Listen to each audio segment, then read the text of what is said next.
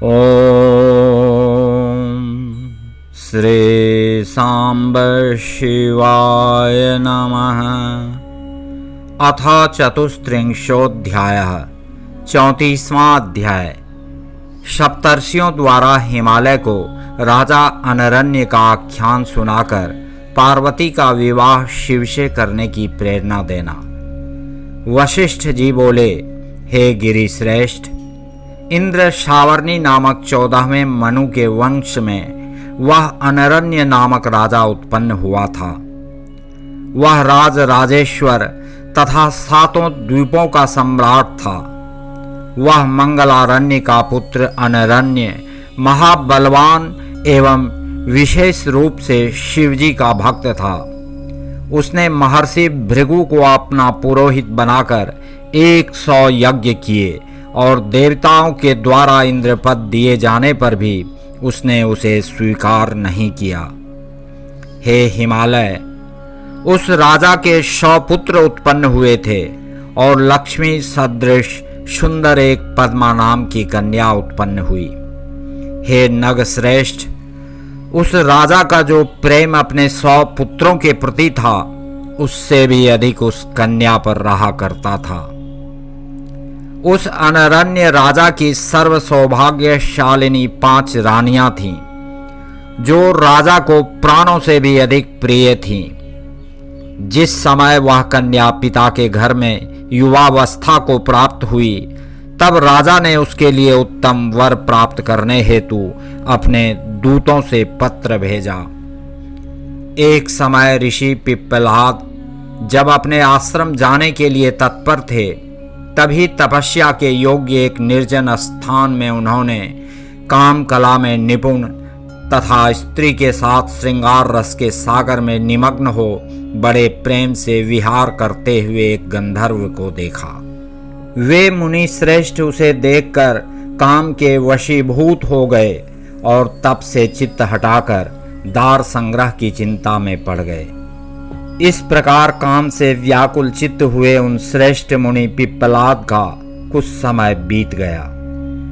एक समय जब वे मुनि श्रेष्ठ पुष्पभद्रा नदी में स्नान करने के लिए जा रहे थे, तब उन्होंने लक्ष्मी के समान मनोरम युवती पद्मा को देखा।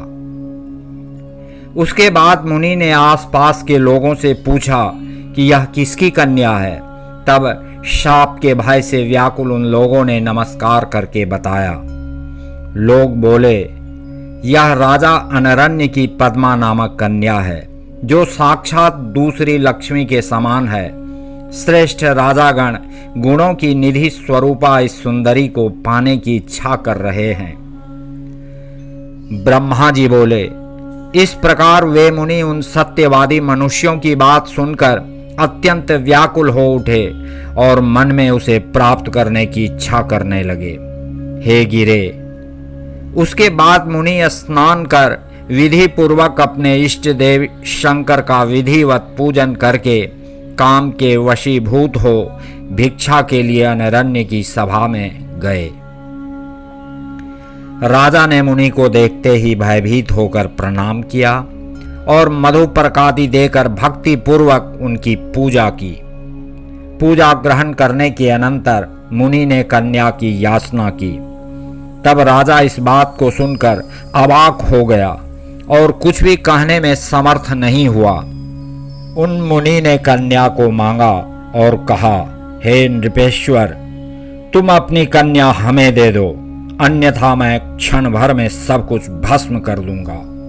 उस समय हे मुनि के तेज से राजा के सब सेवक हक्के बक्के हो गए और वृद्धावस्था से जर्जर उस विप्र को देखकर परिकरों सहित राजा रोने लगे। सभी रानियों को भी कुछ सूझ नहीं रहा था, वे रोने लगी। कन्या की माता महारानी शोक से व्यथित होकर मूर्छित हो गईं। राजा के सभी पुत्र भी शोक से आकुल चित्त वाले हो गए। हे शैलपति, इस प्रकार राजा के सभी सगे संबंधी शोक से व्याकुल हो गए। इसी समय महापंडित, बुद्धिमान तथा सर्वोत्तम गुरु एवं पुरोहित ब्राह्मण दोनों राजा के समीप आए। राजा ने प्रणाम कर उनका पूजन करके उन दोनों के आगे रुदन किया और अपना सारा वृत्तांत निवेदन किया एवं पूछा कि इस समय जो उचित हो उसको जल्दी से बताइए। तब राजा के नीति शास्त्रज्ञ पंडित गुरु तथा ब्राह्मण पुरोहित दोनों ने राजा को तथा शोक से व्याकुल रानियों, राजपुत्रों तथा उन कन्या को सभी के हितकारक तथा नीति युक्त वाक्यों से आदरपूर्वक समझाया। गुरु तथा पुरोहित बोले, हे राजन, हे महाप्राज्ञ, आप हमारी हितकारी बात सुनिए।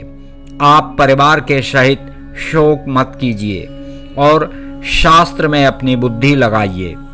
हे राजन, आज ही अथवा 1 वर्ष के बाद आपको अपनी कन्या किसी न किसी पात्र को देनी ही है। वह पात्र चाहे ब्राह्मण हो अथवा अन्य कोई हो, किंतु हम इस ब्राह्मण से बढ़कर सुंदर पात्र इस त्रिलोकी में अन्य को नहीं देख रहे हैं। अतः आप अपनी कन्या इन मुनि को देकर अपनी संपूर्ण संपत्ति की रक्षा कीजिए।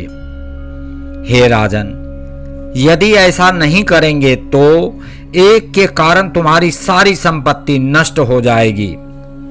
उस एक का त्याग कर सबकी रक्षा करो। शरणागत का त्याग नहीं करना चाहिए, चाहे उसके लिए सब कुछ नष्ट हो जाए। वशिष्ठ जी बोले, राजा ने उन दोनों बुद्धिमानों की बात सुनकर बार बार विलाप करके उस कन्या को वस्त्र तथा आभूषण से अलंकृत कर मुनिंद्र को दे दिया। हे गिरे, इस प्रकार उस कन्या से विधान पूर्वक विवाह कर महर्षि पिप्पलाद महालक्ष्मी के समान उस पद्मा को लेकर प्रसन्नता से युक्त अपने घर चले गए।